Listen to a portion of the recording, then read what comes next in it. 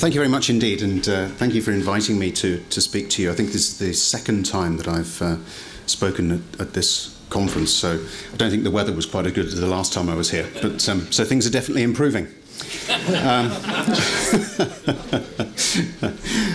We've heard a lot, I think, so far this afternoon about the different levels of cybersecurity. So we've looked at it perhaps at a mega trend level, a more sort of structural, governmental level. I want to focus in the next few minutes just on talking about it from an organisational standpoint. So I want to really home in on some of the challenges that organisations face, and I want to offer up as well some potential solutions that are taken from not me having dreamt them up, I have to come clean, from our membership, which is, as you heard, a global membership stretching from New Zealand right the way across to the Americas, made up of primarily the Fortune and the Forbes companies, all concerned about issues of information security and cyber risk and cyber security management. So if you like what I'm saying, then of course they're my ideas. If you don't, then it's the membership, and what can I do? So every organisation understands it's facing challenges today. What are those particular challenges? Well, if I were to pull out four in particular that relate to 2017, the sorts of things that are keeping our members up at night, the first would have to be the Internet of Things. What do I mean by that? It operates at a number of different levels, doesn't it? It's the Apple Watch. It's manufacturing plants. I could tell you about an ISF member whose manufacturing plant suddenly burst into life during a shutdown because somebody hadn't done the right thing, and one of the devices suddenly thought that because a certain button had been pressed, it was due for it to come to life. Anybody who works in a manufacturing environment knows how dangerous that can be. So the Internet of Things, I think, is becoming very much all-pervasive. We don't, frankly, know how to deal with it. Let's be realistic. We've got no clue. Why? Because most of those devices were never designed with security in mind. Never at all. I remember having conversations when smart metering was being talked about the level of security associated with that. I got blank stares. Security for people implementing smart meters is all about where is the meter going to be located. I remember a water company saying to me, Steve, the reality of security as far as a smart meter is concerned is we don't want to put it next to the shower. Gaining access to the premise is the key challenge. So Internet of Things is up there. The second is the cyber criminal. I think 2 years ago I described cybercrime as being entrepreneurial businesses. Today, well, they've matured. They're no longer startups. They are large corporations. They are very, very effective at communicating globally. They share, they collaborate. We heard a lot about collaboration, the need for it. We can take some lessons, certainly, from the way in which cyber criminals do that. They're very happy to outsource. If you have a skill in a certain part of the world, no problem at all. They're happy to commoditize in terms of the way in which they will provide you with services. So cybercrime has taken a quantum leap, and we should expect it to do so. The impact it will have on organizations means we have to be prepared. The third element that is keeping people up at night is obviously that of regulation. Not so much GDPR, although there is a certain amount of work associated with that. More for multinationals, and certainly across our membership, it's about the difference in standards, the difference in regulation. And I think a lot of organizations have tended to take a compliance and standards-based approach. I could talk about a bank who pretty regularly every year will tell me about the breaches that they've had, and in the same breath tell me that they're also compliant. Compliance, and in the main government regulation, is normally based on historical precedent.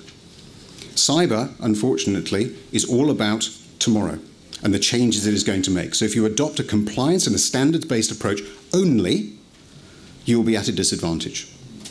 And the final piece is people, us, the likes of you and I.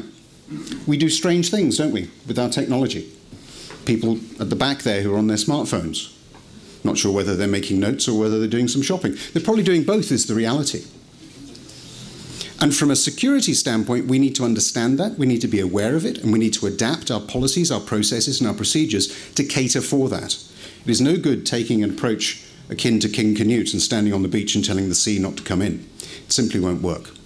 So if those are the challenges that organizations are facing, what is it that organizations can do about it? How do you, as a cyber professional, deal with, I think the term was, moving away from speaking dolphin?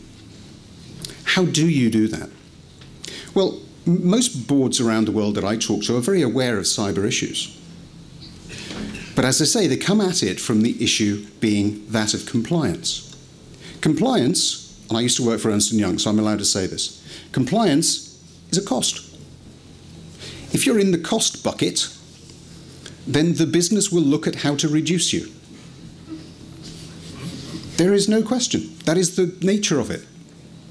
So we need to get out of the cost bucket and we need to get into the investment bucket. That means we have to be looking at how we can implement cyber controls and cyber processes in a way that support the growth of our businesses, in a way that the board can understand, and that means we have to be talking about the impact of cyber on brand, on trust, and on the direction that our companies wish to go. Shareholder value, if you like. To do that, we need to be speaking the language of the business. Very often that happens to be the language of risk. If we can relate cyber to risk, then we're in with something of a chance. Furthermore, if we can continue to update that in the light of emerging threats, along the lines of the ones that I was just referring to, then we stand a chance of remaining current. Finally, we can't do it alone. We have to collaborate. There's been talk of certainly of how we collaborate across industry, across governments. I'd like to bring it a little bit closer to home. There are very few organisations that I work with around the world that I would class as A-star in terms of collaborating internally. How many of you, when you see the cyber guy coming to the water cooler or the coffee machine, suddenly have a phone call to make or need to go in an opposite direction? Well, be honest, probably most of you. I know I do. But the reality is that unless we can embed cyber hygiene, washing your hands or whatever you want to call it, from the top of the organisation, the boardroom, right the way down to the guy you'd rather not speak to at the water cooler and everybody else across the enterprise, we're always going to be fighting a losing battle. So the way that we have to do it is by building together our resilience teams and our cyber teams across the enterprise. Yes, there needs to be a champion in the boardroom.